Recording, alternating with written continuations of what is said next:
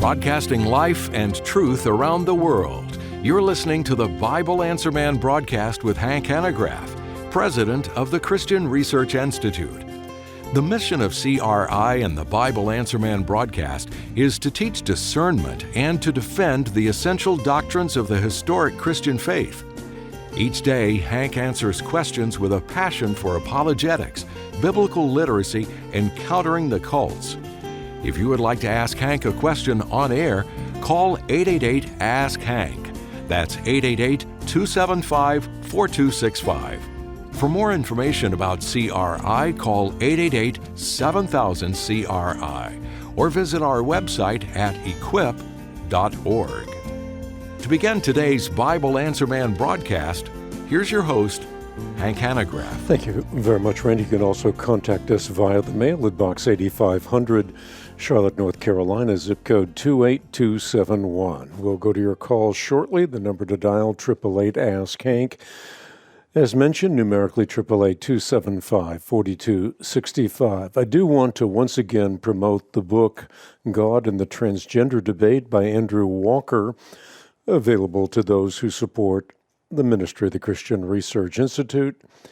You can give in a safe, secure fashion and procure your copy, not only your copy, but copies for family members and friends at equip.org. I do want to mention that this book is very, very relevant to the culture in which you live, a culture in which nearly half of mainline Protestant pastors today now say that they support same-sex marriage. Just think about that for a minute. During the Clinton presidency, Bill Clinton fought to prevent gay marriage from becoming a reality in the United States through his Defense of Marriage Act. But if you fast forward a few years, you have precisely the opposite reality.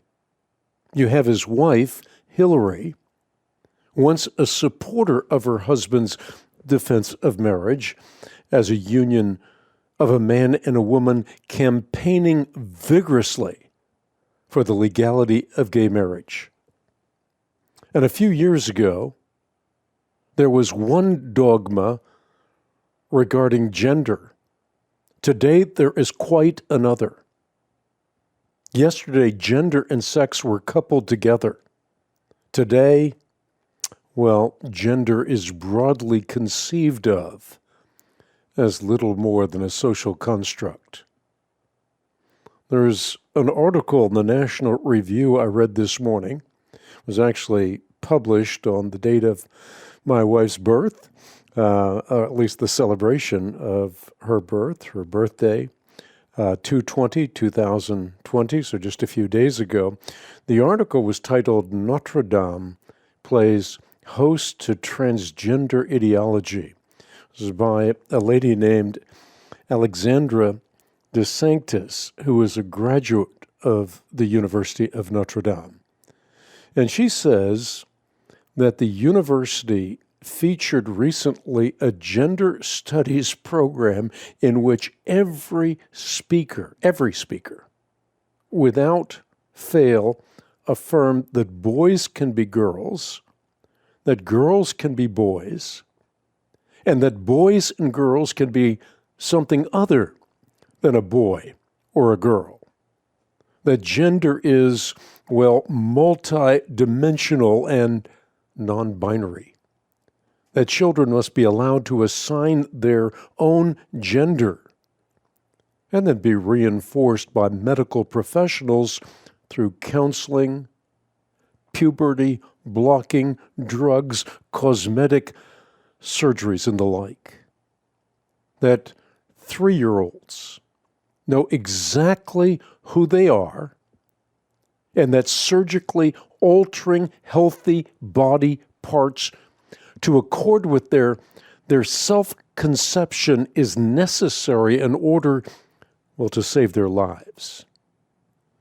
In short, says Desanctis, the University of Notre Dame would rather risk the wrath of faithful Catholics than condemn the prevailing dogma of modern society, dogma that clearly flies in the face of history and evidence. And if you want to know precisely how it does that, again, get Andrew Walker's book, God and the Transgender Debate. It is available for those who support the ministry. Let's go to the phone lines. A lot of you hanging on. We'll talk first to Kane, listening in Keller, Texas, on the web. Hi, Kane. Hi. The question that I wanted to ask was about 1 Peter chapter 3, verse 19 and 20. Mm-hmm. And it talks about how Christ, after he was put in death but made alive in spirit, he went and made a proclamation to the imprisoned spirits who were disobedient long ago in the days of Noah while the ark was being built. And I was wondering who or what spirits was he referring to exactly?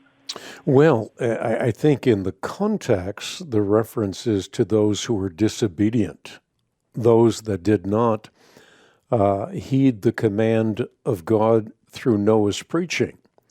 But I think in a broader context, you have Christ through the Spirit doing precisely what he did when he was on this earth. So Christ, during his earthly sojourn, as we read in the Gospels, and as is elucidated in the didactic epistles of the New Testament, was preaching redemption to those who were held captive to sin. And you have the thief on the cross who received the message in the end with gladness, and the thief who rejected that message. And so the same thing happens with what is commonly depicted as the harrowing of hell, where Christ goes in the Spirit and preaches to those who are held captive in Hades. And that includes all of those. To some, it is a proclamation of victory. It is the antitype that fulfills all the types and shadows. And for some, it is the message of good news that they weren't privileged to hear while in the flesh.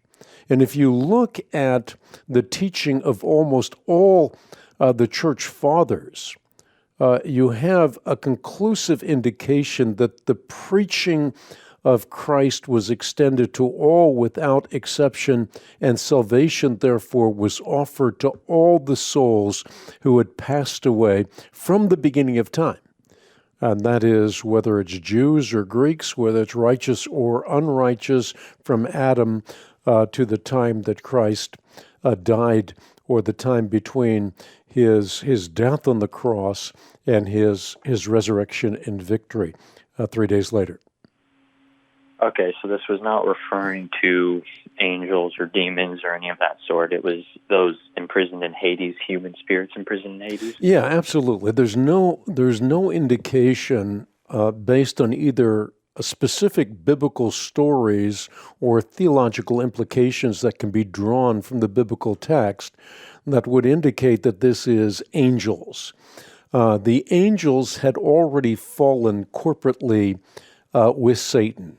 They rebelled and they fell, and therefore the judgment and the proclamation of victory does not take place at this time, but rather was something that they had requisite knowledge of at the time that they were created and subsequently fell into disobedience. Okay, thank you. You got it. Thank you. There's a lot of great stuff that I have been reading on this by the early church fathers, trying to wrap my mind around it, because this is one of the areas that I had a particular view on, that I have taught over the years, that now comparing my views that I came up with in the 21st century, to the views of the ancient church, I've had to moderate my own views in this regard. Again, because I think it's common sense to believe that not only did the early church give us the Bible, but it gave us a right interpretation of the biblical text as well. And so I have been studying the Eastern Fathers in particular, but not just the Eastern Fathers, and it has been extraordinarily helpful to me in doing the Bible Answer Man broadcast.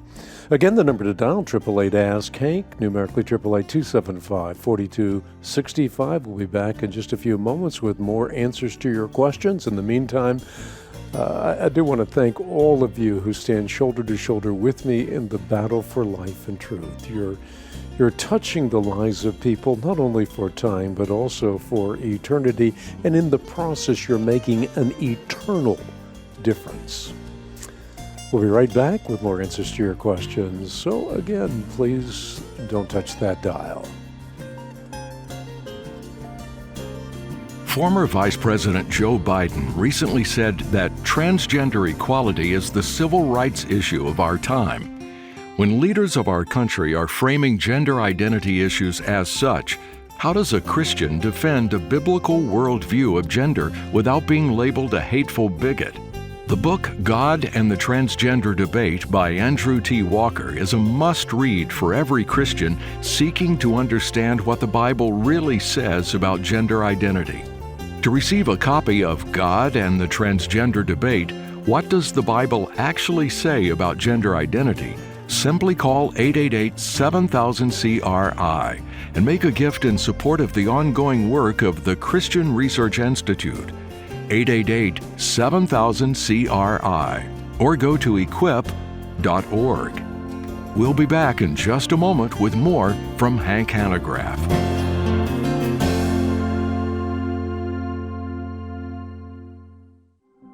Bertrand Russell famously said, "Most people would rather die than think," and many of them do. Not so with CRI support team members. Support team members are not only serious thinkers, but their membership in CRI's support team helps to equip hundreds of thousands of fellow believers around the globe each and every month. Are you not a member? Then you're missing out. Not only do support team members form the backbone of Christian Research Institute's outreaches, but they enjoy their selection of resources from our Equipping Essentials library and receive a complimentary subscription to CRI's award-winning Christian Research Journal, just two of the benefits of membership. To discover how you can make a difference 24/7 in equipping believers at home and abroad to stand for life and truth, check out the benefits of membership at equip.org.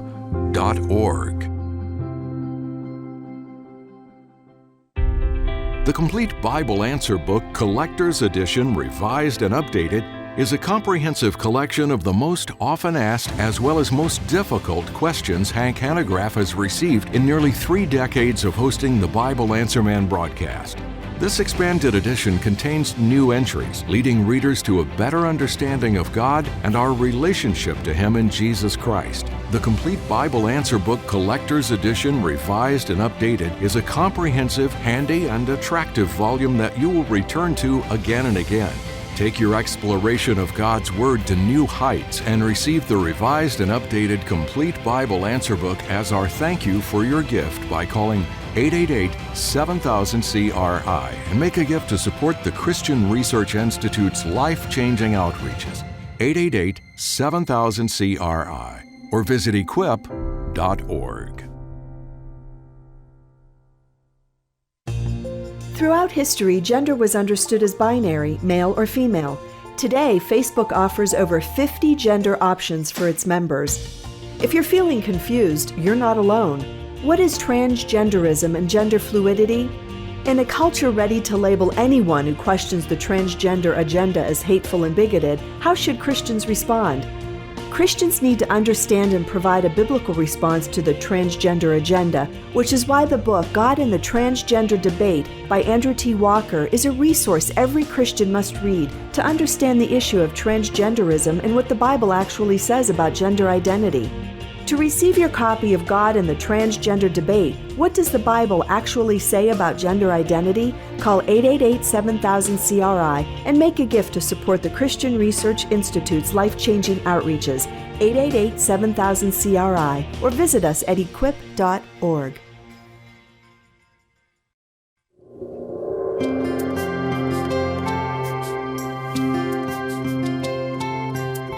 Now back to the Bible Answer Man broadcast and your host, Hank Hanegraaff. Thanks so much, Randy. And back to our phone callers. Charlie next in Charlotte, North Carolina. Hi, Charlie. Hey, Hank, how are you? I'm good.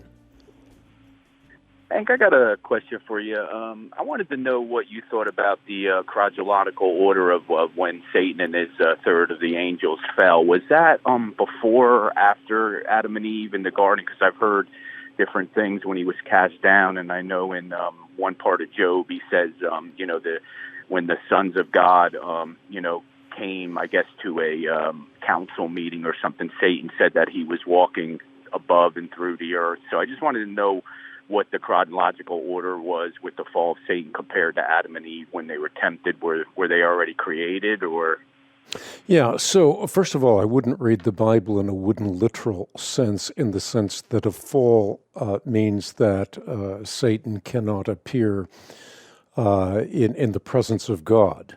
The fall is a way of demonstrating that Satan fell from God's goodness and grace by resisting his goodness and grace. So it's talking about his rebellion, not a physical fall. Secondly, the chronological order is that Satan and a third of the angels fell prior to the time of Adam and Eve's disobedience. Satan was the source of the temptation. So Satan appears in the liminal space, as it were, a place for the interaction of God and man, and Satan now tempts Adam and Eve to become gods by their own design, as opposed to the design that God had given them, the design by which they could eat from the tree of life. And if they had done that, they could have eaten from the tree of knowledge as well. In other words, if they had progressed up the mountains of Eden to the Shekinah glory of God, they would have had eternal life. They would have become more and more God-like, and infallible knowledge would not have been withheld from them. They would have been able to gain that, but they disobeyed God, and that at the temptation of Satan, who feigned to give them something that was not in his power to give. So again, the deduction from the theological text is that all of this happened prior to the fall of Adam and Eve.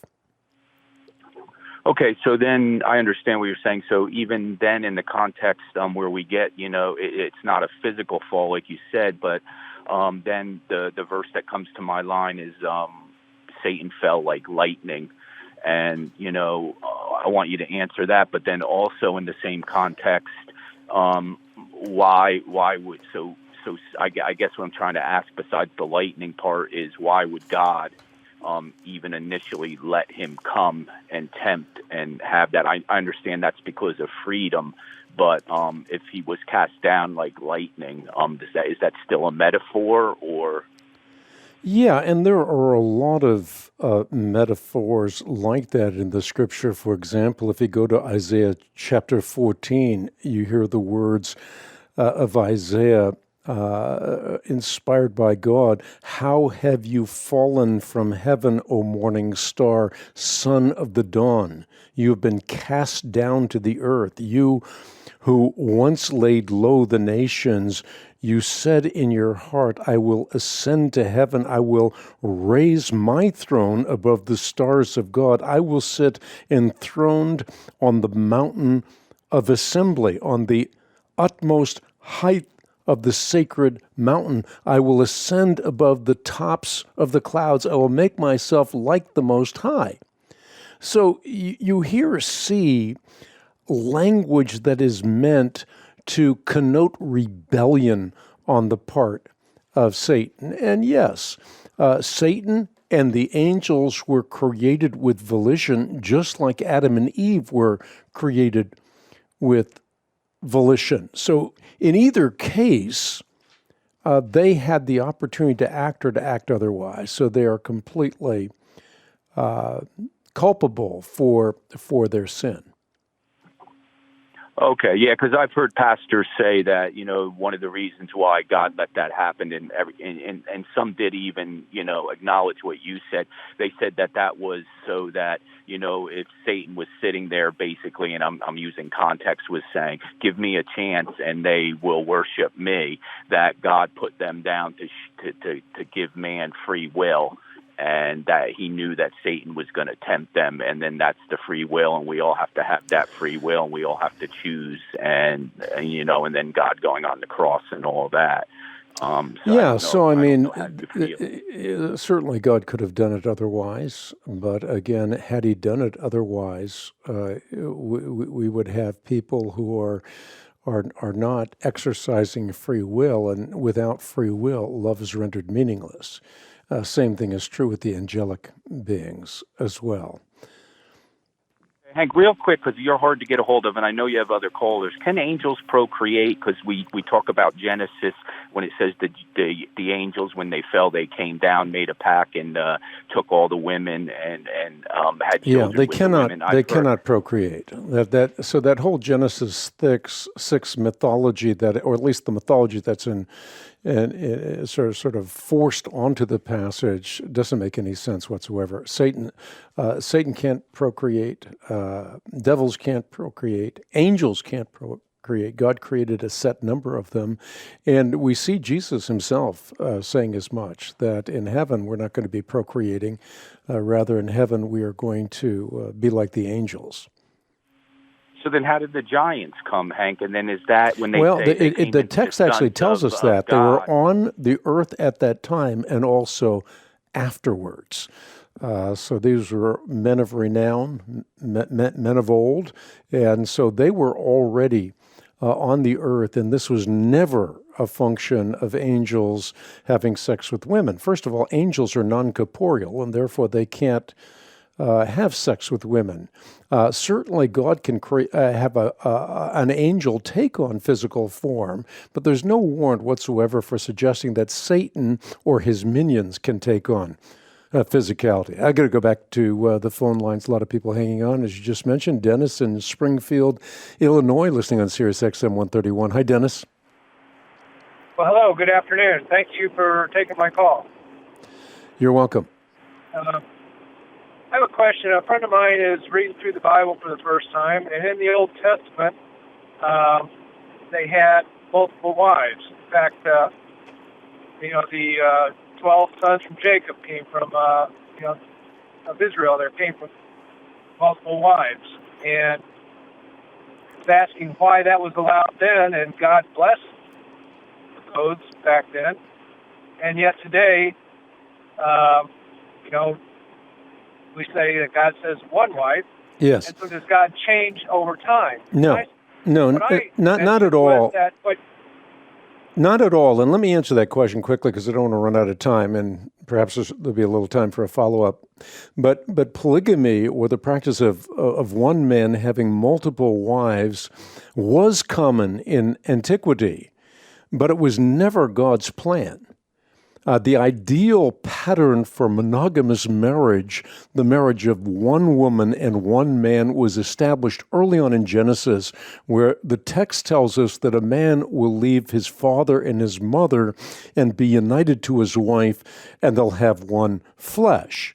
And this very passage was quoted by both Jesus and Paul in defense of the sacredness and, I would add, exclusivity of monogamous marriage. And I would add to this point the reality that the Bible explicitly condemns the polygamy of the Old Testament kings. There's a memorable passage. I always remember it because it's 17:17. It's Deuteronomy 17, verse 17.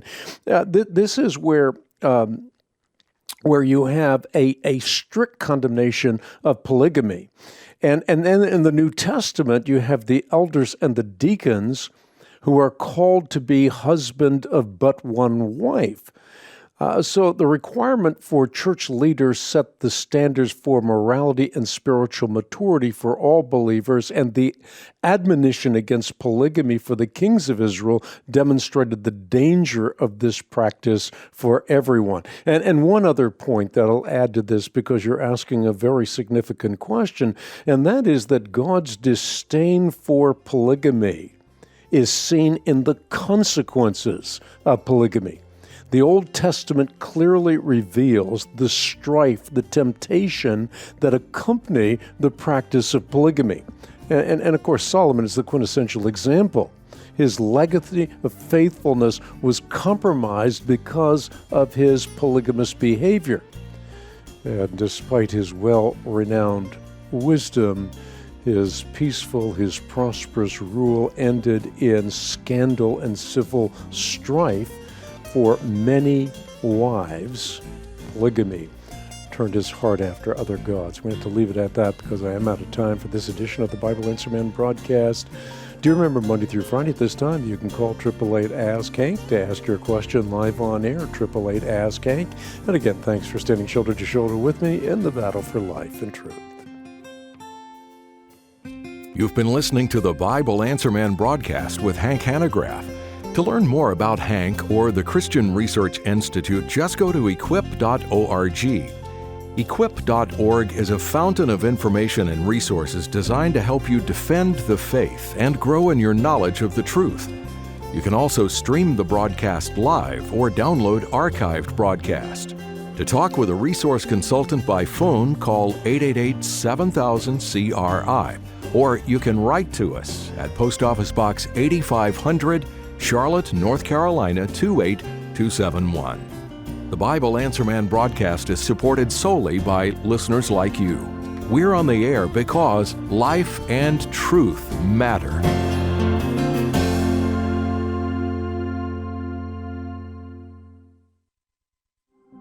The number of wolves surrounding the Christian flock is growing, and they relish nothing more than docile sheep utterly incapable of defending themselves. From militant secularists at home to militant Islamists abroad, the assaults on biblical Christianity are growing dangerously. But Christian Research Institute support team members aren't in favor of feeding these wolves. Instead, each day they're making possible an array of outreaches that defang these wolf packs with solid arguments and evidence that have stood the test of time. What's more, support team members are equipping themselves with CRI's Equipping Essentials, a hand-picked collection of the best apologetics tools around. Your selection of resources, along with a complimentary subscription to the Christian Research Journal, are just our way of saying thanks. To learn more about the benefits of membership, simply visit equip.org. Once again, that's equip.org.